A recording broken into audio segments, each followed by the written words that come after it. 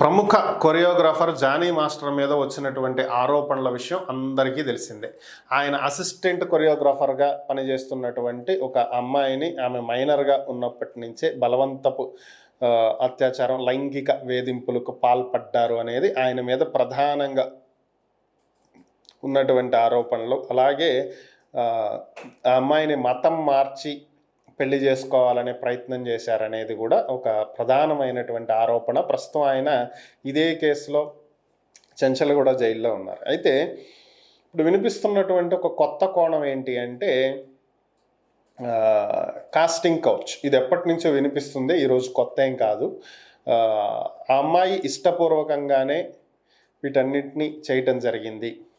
ఆ అమ్మాయి అవకాశాల కోసం, ఆ అమ్మాయి హీరోయిన్గా ఎదగటం కోసం, లేదంటే ఇండస్ట్రీలో కొరియోగ్రఫర్గా అవకాశాల కోసం జానీ మాస్టర్తో ఈ విధంగా ఆమె ఇష్టపూర్వకంగానే వ్యవహరించింది. ఈరోజు ఇద్దరికి కొద్దిగా మనస్పర్ధలో వాట్ ఎవర్ ఇట్ మేబీ ఇద్దరి మధ్యలో అండర్స్టాండింగ్ దెబ్బతినటంతో ఈరోజు బయటకు వచ్చి ఇలాంటి ఆరోపణలు చేస్తుంది.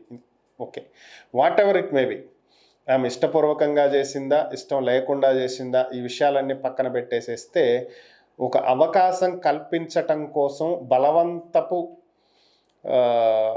దాన్ని ఏమనాలో కూడా అర్థం కావట్లా, అసభ్యకరంగా ఉంటుందేమో ఇక మాట్లాడటానికి కూడా.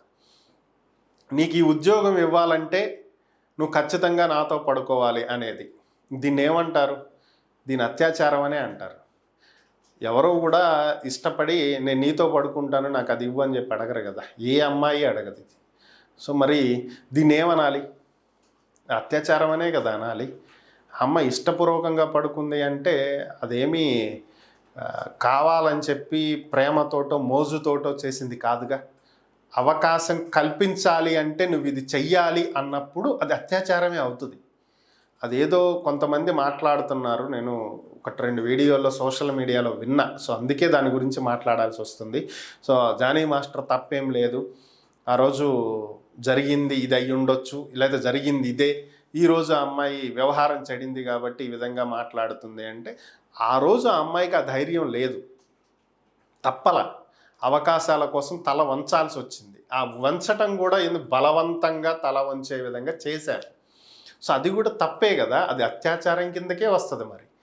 సో ఇదేదో పద్ధతిగా మంచిగా చేసిన అమ్మాయి ఏదో జానీ మాస్టర్ ప్రేమించి వెళ్ళినట్లుగా వ్యవహరించే విధంగా మాట్లాడటం అనేది కూడా తప్పే, అది కరెక్ట్ కాదు.